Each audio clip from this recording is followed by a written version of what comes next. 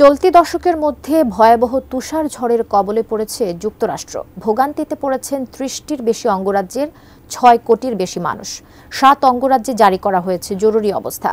অন্তত ৫,০০০ ফ্লাইট বিলম্বিত ও ১,৫০০ ফ্লাইট বাতিল করা হয়েছে। বন্ধ রাখা হয়েছে শিক্ষা প্রতিষ্ঠান। বিস্তারিত শাওন মাহফুজের প্রতিবেদনে।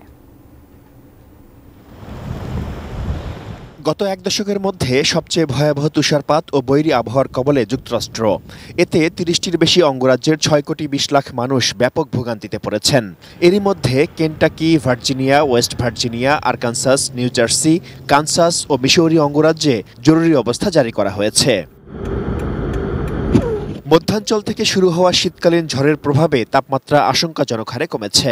ঝড়টি পূর্বাঞ্চলে আঘাত হানায় সেন্ট্রাল প্লেইন ও মিড আটলান্টিক এলাকা জুড়ে ভারী তুষারপাত হচ্ছে।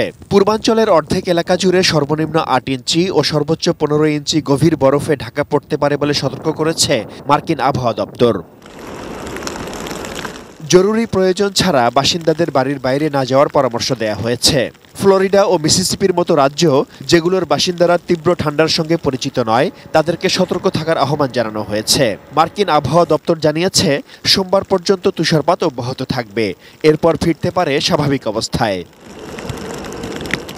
বৈরী আবহাওয়ার কারণে ৫,০০০ ফ্লাইট বিলম্বিত হয়েছে। বাতিল করা হয়েছে ১,৫০০-এর বেশি ফ্লাইট। ব্রেকফাস্ট, টিফিন কিংবা স্ন্যাক টাইমে মজাদার আয়োজন মানে অল টাইম ব্রেড। বন্ধ রাখা হয়েছে শিক্ষা প্রতিষ্ঠান। বিদ্যুৎ ও গ্যাস সংকটে পড়েছেন লাখ লাখ মানুষ। এদিকে যুক্তরাজ্যে তুষার ঝড়ে ব্যাহত হচ্ছে জনজীবন। স্কটল্যান্ডের বড় অংশ, নর্দার্ন আয়ারল্যান্ড, ওয়েলস এবং ইংল্যান্ডের পূর্বাঞ্চলে তুষারপাতের কারণে হলুদ সতর্কতা জারি করেছে আবহাওয়া দপ্তর। ভারী তুষার ঝড়ের কারণে কয়েকটি বিমানবন্দরে বিমান ওঠানামা সাময়িক বন্ধ ঘোষণা করা হয়েছে। ব্যাহত হচ্ছে সড়ক ও রেল যোগাযোগ। Shaon Mahfuz, desk report, ATN news.